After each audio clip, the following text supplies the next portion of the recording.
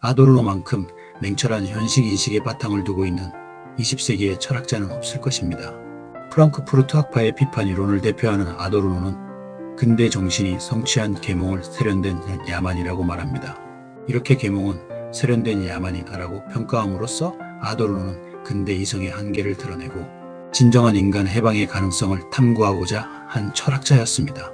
아도르노의 철학의 두 축은 비판 이론과 예술 철학입니다. 그의 사유는 철학, 사회학, 미학, 음악 이론을 넘나들며 전개되지만 그 중심에는 계몽의 자기 파괴, 동일성 비판, 그리고 부정변증법이라는 세 가지 핵심 문제가 자리 잡고 있습니다. 그는 비판 이론을 통해 결코 진리를 파악할 수 없는 한계를 안고 있는 개념적 인식에 근거한 서양 철학의 주류적 전통인 동일성의 철학을 비판하고 부정성에 매개된 이 예술적 인식이 인간을 구원할 수 있는 해방의 철학이라는 것을 보여주려고 했습니다. 예술적 인식에 기초한 구원과의 방의 예술 철학은 곧 동일성의 철학의 반대편에 있는 그의 비동일성의 철학과 동의어라고 할 수 있습니다. 이 자리에서는 아도르노의 철학을 개념적 인식과 예술적 인식, 서로 대비되는 두 진리 인식의 방법을 통해 살펴보려고 합니다. 아도르노가 말하는 개념적 인식은 진리 인식을 확신해온 전통 철학의 사유 방식입니다. 그런데 아도르노는 이런 개념적 인식은 진리를 직접 소유하지 못하는 인식, 즉 진리를 직접적으로 알 수 있는 인식이 아니라고 저격합니다. 이런 생각은 다소 충격적입니다. 전통 철학은 개념적 인식을 통해서 진리 인식에 도달할 수 있다는 확고한 믿음을 갖고 있었기 때문입니다. 이런 개념적 인식의 대표적인 철학자가 바로 헤겔이었습니다. 철학적 인식에서 개념적 인식은 필수적입니다. 철학은 개념이 없다면 진리논의 자체가 불가능한 사유 구조를 갖고 있는데 아도르노는 개념은 진리를 포착하지 못한다고 본 것입니다. 개념은 대상을 일반화하는 사유 방식이며 따라서 개념을 통해서 파악된 대상 인식은 대상이 갖는 특수성, 잉여, 비동일성을 제거해버림으로써 결국 진리를 인식한 것이 아니라 왜곡시킨다는 것입니다. 문제는 철학의 개념적 인식은 진리를 간접적으로 지향하는 방식으로만 진리와 관계할 수밖에 없다는 것입니다. 이는 사람에 대한 개념적 인식은 사람을 이성적 동물이라고 정의하는 것이며 이는 이성적 동물이라는 것으로는 인간에 대한 완전한 인식이라고 할 수 없으며 오히려 이성적 동물이 아닌 다른 특성을 배제해버리는 것이며 그런 점에서 또 인간이라는 존재의 본래성과 고유성을 왜곡시키게 된다는 것입니다. 아도르노의 표현을 빌리면 개념은 언제나 대상을 완전히 포착하지 못하고 대상은 개념을 넘어서는 비동일자를 포함하기 때문입니다. 때문에 우리는 개념 없이는 인식이 불가능한 철학적 인식의 진리를 지속적으로 비판하고 저항해야 합니다. 개념적 사유 구조를 갖고 있는 철학의 개념적 인식을 피할 수 없지만 그것은 진리가 아니므로 혹은 일면적으로 그리고 부분적으로만 그 진리의 모습을 하고 나타난 가상일 것이므로 항상 비판하고 경계해야 하는 것이 됩니다. 그러면 이때 물을 수 있습니다. 그러면 아도르노가 말하는 진리는 무엇이며 어떻게 알 수 있는가? 라고 말입니다. 아도르노는 진리는 확정할 수 없다. 긍정적으로 말할 수 없다고 말합니다.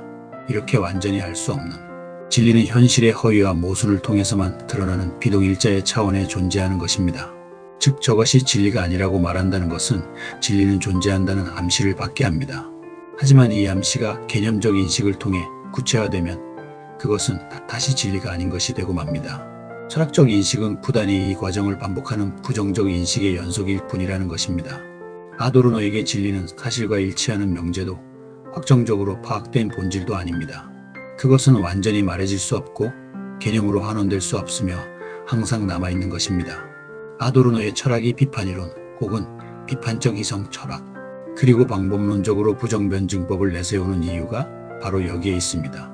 다시 말해서 아도르노에게 진리는 이것은 진리가 아니라는 부정적 규정을 통해서만 접근됩니다. 이것이 그의 부정변증법의 핵심입니다. 그렇게 되면 현실의 사회는 비진리로서 모순을 포함하고 있을 것이며 이를 극복하려는 노력의 결과는 또 다른 방식의 모순을 포함할 것이며 이 과정은 계속 반복될 것입니다. 이런 논리를 따르면 부정적 인식을 통해 간접적으로 진리에 대한 암시를 받게 되는데 이때의 암시를 통찰하는 인식이 바로 예술적 인식입니다. 아도르노는 이 예술적 인식을 미메시스적 인식이라고 부릅니다. 예술적 인식으로서의 미메시스적 인식은 부정적 인식을 통해 드러나는 진리의 흔적을 감지함으로써 진리에 대한 암시를 받게 되며 이 흔적과 암시를 구체화하려고 노력합니다. 암시는 일종의 느낌이나 직관 혹은 직관적 통찰을 수반합니다. 물론 뚜렷한 대상을 매개해서 느끼는 주관적 감정이나 신비적 직관 같은 것은 아닙니다. 일단 부정적 인식을 매개로 한 것이므로 미메시스적 인식은 개념적 사유와 긴장 관계에 있는 매개된 인식 방식이라고 말할 수 있습니다. 아도르노가 말하는 예술적 인식을 규정하는 미메시스는 그 말의 어원이 지닌 단순한 모방이 아니라 대상에 자신을 맞추는 비개념적 동의와 대상의 타자성을 훼손하지 않고 수용하려는 태도를 이릅니다. 즉 개념이 대상을 지배하려 한다면 미메시스는 개념적 사유의 부정적 인식을 매개로 대상을 따라가며 반응합니다. 이런 반응은 일종의 인지적 함의를 가진 감흥으로서 예술적 경험을 형성합니다. 아도르노에게서는 예술이 진리의 문제와 연결되는 구조를 갖고 있기 때문에 결국 예술적 경험은 역사적 사회적으로 매개된 감수성, 즉 사회의 모순이 감각적으로 체험되는 방식을 통해서 형성됩니다. 그러므로 아도르노에게 예술은 개념이 포착하지 못한 것을 감각적으로 드러내고 철학은 그것을 개념적으로 반성하려 합니다. 그러므로 이 둘은 서로를 보완합니다. 하지만 이 미메시스적 인식이 어떤 것인지 이해하는 것은 쉽지 않습니다. 개념적 인식의 신뢰를 들어보았지만 미메시스적 인식의 실제 예를 드는 것은 쉽지 않습니다. 무엇보다도 아도르노에게 진리는 항상 매개되고 왜곡되며 간접적으로만 드러나는 것이기 때문에 더욱 그렇습니다. 부정변증법적 인식의 예와 연관지어 설명하면 아도르노가 말하는 미메시스는 개념적 사유가 동일성의 사유로서 직접적인 진리 인식은 불가능한 것이므로 이러한 개념적 인식을 통해서 파악되지 않고 남아있는 것, 동일화되지 않은 자녀에 대한 경험, 역사적으로 매개된 비동일자의 흔적, 비동일자에 대한 감흥을 의미합니다. 그리고 이에 대한 예술적 경험과 체험의 가능성은 인간이 자연, 즉 역사화된 자연을 객관적으로 인식하고 지배하는 대상으로 보지 않고 그 자연 속에서 자신도 하나의 일부로 반응하며 살아가는 상태가 있었기 때문입니다. 인간은 이런 의미의 자연적 기원에서 비롯된 감흥 능력을 지니며 그 능력은 억압 속에서도 잔존하여 예술 속에서 비동일자에 대한 인식으로 재구성됩니다. 이 미메시스적 인식을 표현해내는 것이 바로 예술의 일입니다. 아도르노는 하나의 예술작품은 완전히 참일 수는 없지만 그 안에 진리를 향한 어떤 내용을 담아낼 수 있다고 주장합니다. 부정의 계의로서 파악되는 미메시스적 인식은 따라서 현실과의 불화를 드러냄으로써 그 작품의 진리 내용이 작품 속에서 나타난다고 말합니다. 현실과의 불화, 불협화음, 고통, 긴장, 모순, 파열, 불일치와 같은 것이 잘 짜여져서 잘 표현될수록 진정한 예술작품이라고, 훌륭한 예술작품이라고 말합니다. 반대로 고전 예술처럼 조화와 비례, 균형과 균제와 같은 것이 표현된 예술은 결국 진리와는 거리가 먼 것을 드러낸 것으로서 현실의 고통과 억압을 그냥 그런 것으로 만들어버림으로써 결국 현실 비판의 가능성 자체를 제거해버린다고 비판합니다. 이렇게 아도르노에게 진리는 긍정적으로 주어지지 않고 거짓이 드러나는 방식으로만 나타납니다. 아도르노에게 확실하게 알 수 없는 진리의 문제가 그럼에도 중요한 것은 이건 잘못되었다고 말하려면 어떤 기준이 필요하며 현실이 완전히 때문입니다. 이는 무엇보다도 언제나 비진리로 나타나는 현실의 삶에서 비판의 부재는 억압과 고통에 무감각해지는 것이며 또한 억압과 고통의 삶에 순응하는 것으로서 결국 비인간화를 초래한다고 보기 때문입니다. 여기서 비진리가 뜻하는 것은 왜곡된 현실에서 겪고 있는 고통, 모순, 억압과 같은 상태를 가리킵니다. 이처럼 아도르노에게 진리는 개념으로 포착되는 것이 아니라 미메시스를 통해 접근할 수 있는 것이며 진리는 알려지는 것이 아니라 닮아지는 것입니다. 지금까지 이렇게 개념적 인식과 예술적 인식, 혹은 개념적 인식과 미메시스적 인식의 차이에 대해서 살펴보았습니다. 이제 이에 대한 이해를 바탕으로 아도르노 철학의 핵심으로 들어가 보겠습니다. 먼저 아도르노는 근대 계몽이 약속했던 이성의 해방이 오히려 새로운 지배를 낳았다는 점을 비판합니다.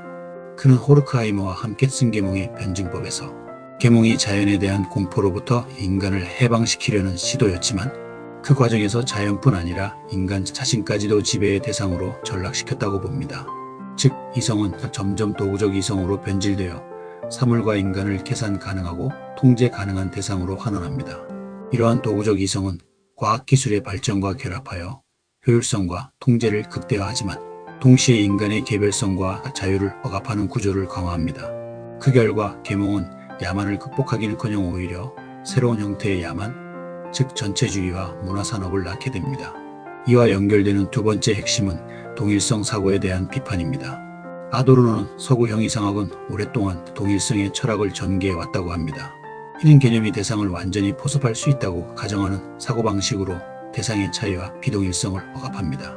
그러나 현실의 대상은 언제나 개념으로 완전히 환원될 수 없는 잉여를 지니며 바로 이 지점에서 진리가 발생합니다. 아도르노는 이러한 비동일성을 강조하면서 철학이 개념적 동일화의 폭력성을 반성해야 한다고 주장합니다. 즉 철학은 대상을 지배하려는 시도를 포기하고 대상이 개념에 저항하는 지점을 드러내는 방향으로 나아가야 합니다. 이러한 문제의식은 그의 부정변증법에서 체계적으로 전개됩니다. 전통적인 변증법, 특히 해겔의 변증법은 모순을 종합을 통해 극복하고 더 높은 통일로 나아가는 과정을 강조합니다. 그러나 아도르노는 이러한 종합이 실제로는 차이를 억압하고 동일성을 강요하는 방식이라고 비판합니다. 따라서 그는 부정변증법을 통해 종합을 거부하고 모순과 부정을 그대로 유지하려 합니다. 부정변증법은 어떤 긍정적인 체계나 최종적인 화해를 제시하지 않으며 오히려 끊임없이 기존의 개념과 체계를 해체하고 비판하는 운동으로 이해됩니다. 이 점에서 그의 철학은 완결된 이론이라기보다 지속적인 비판의 실천에 가깝습니다. 아도르노의 미학 이론 또한 이러한 철학적 입장을 잘 보여줍니다. 그는 예술이 단순한 현실의 반영이나 장식이 아니라 사회의 모순을 드러내는 비판적 힘을 지닌다고 봅니다. 특히 진정한 예술작품은 기존의 질서와 조화를 이루기보다 불협화음과 긴장을 통해 현실의 부정성을 표현합니다. 이러한 예술은 직접적인 정치적 메시지를 전달하지 않더라도 예술이라는 형식 자체를 통해 사회의 억압적 구조에 저항합니다. 그는 이를 자율적 예술이라고 부르며 문화산업이 생산하는 표준화된 대중문화와 구별합니다. 문화산업은 대중을 수동적인 소비자로 만들고 현실의 모순을 은폐하는 반면 자율적 예술은 오히려 그 모순을 감각적으로 드러냅니다. 결국 아도르노 철학의 핵심은 비판에 있습니다. 그는 어떤 긍정적 이상이나 완성된 유토피아를 직접 제시하기보다 현재의 사회와 사유 방식의 내재한 억압과 모순을 드러내는 데 집중합니다. 이러한 부정적 사유는 때로 비관적으로 보일 수 있지만 아도르노에게 부정성은 오히려 희망의 조건입니다. 왜냐하면 현실을 있는 그대로 긍정하는 순간 변화의 가능성은 사라지기 때문입니다. 따라서 그의 철학은 끊임없이 동일성을 거부하고 타자성과 차이를 드러내며 아직 도래하지 않은 다른 세계의 가능성을 암시하는 비판적 사유의 한 형태로 이해할 수 있습니다. 이처럼 아도르노는 근대 이성에 대한 근본적인 성찰을 통해 철학이 더 이상 체계적 동일성을 추구하는 학문이 아니라 현실의 고통과 모순을 드러내는 비판적 실천이 되어야 한다고 주장합니다. 그의 사유는 오늘날에도 여전히 유효하며 특히 기술과 자본이 결합한 현대 사회에서 인간의 자유와 주체성을 어떻게 회복할 수 있을지에 대한 중요한 통찰을 제공합니다. 다음 영상에서는 아도르노의 철학을 도덕의 문제와 예술 철학을 중심으로 살펴볼 것입니다.